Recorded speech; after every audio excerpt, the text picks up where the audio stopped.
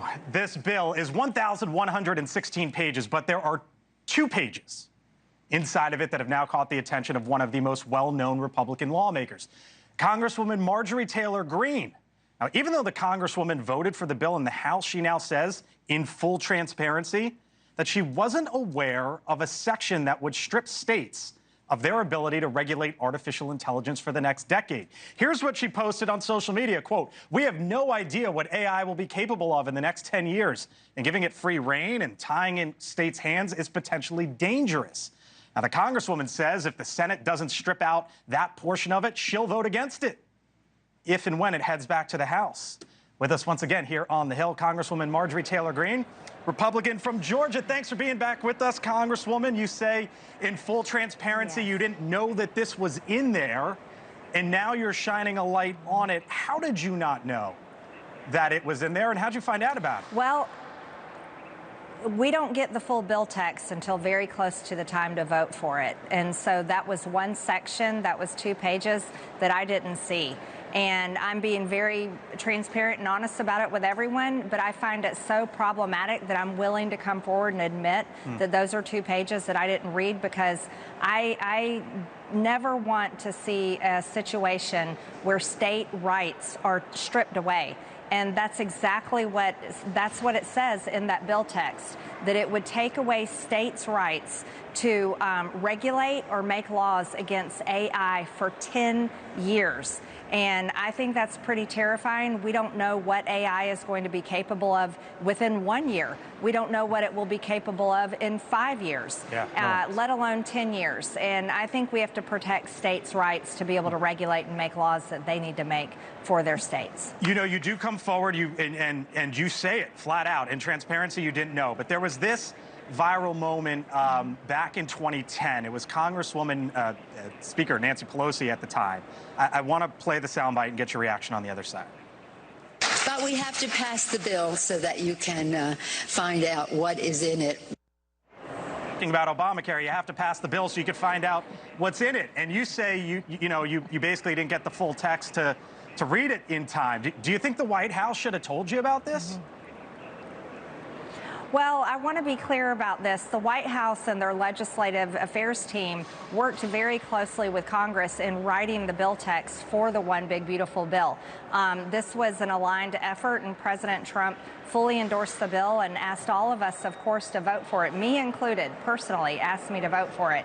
I have supported President Trump for years and helped him get reelected. Here's what I supported in the bill. I supported making the president's tax cuts and jobs plan permanent. If we allow that to expire, we raise taxes on 60% by 60%, and we can't allow that to happen. I also support the money that it spends for the border security, and also for energy. And I think those things are important. Do I like the spending? No, absolutely I don't. I chair the DOGE subcommittee on oversight. Yeah, so what do you make of what Elon Musk said today? Because he said, I'm sorry, but I just can't stand it anymore. This massive, outrageous, pork-filled congressional spending bill is a disgusting abomination. What would you say to Elon Musk? Well, you know, I very much support Elon, and I have supported DOGE. As a matter of fact, I chair the DOGE subcommittee on oversight, and I would like to be voting on every single DOGE cut there is, along with cutting spending. We haven't had the opportunity to do that. We were supposed to vote on the first one, which is cutting $9 billion this week, and that was supposed to be sent from the White House to the House, and I haven't found out why we're not voting on that this week. I want to be voting on that.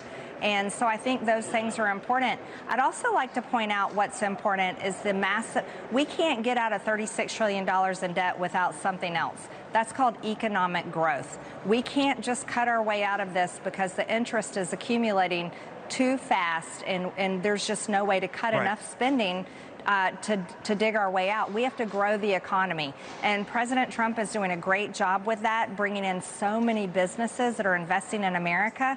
The GDP is doing great. Inflation is coming down. And I would say that only 5 months of working at DOGE in the government isn't enough time to fix those problems. This is going to take years and years of all of us working together. Inflation is dropping. GDP was down 0.2, but the White House points to what they believe will come next. But on Musk, he said, shame on those who voted for it. You know you did wrong. You know it. He doesn't specifically say you, but you did vote for it. Why do you think he's doing this now? And do you take issue at Musk calling out folks like yourself?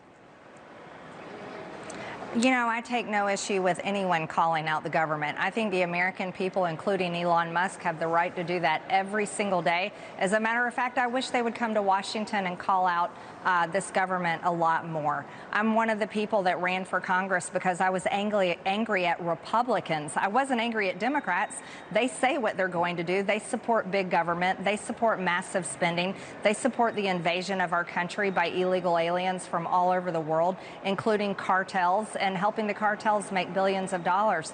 I ran in 2020 because I was angry at Republicans. So I fully understand what Elon is saying, and I agree with him to a certain extent. However, I don't want to continue this government on a CR that's funding Democrat and Biden policies and funding. And this bill was important to transition over to exactly what the American people voted for.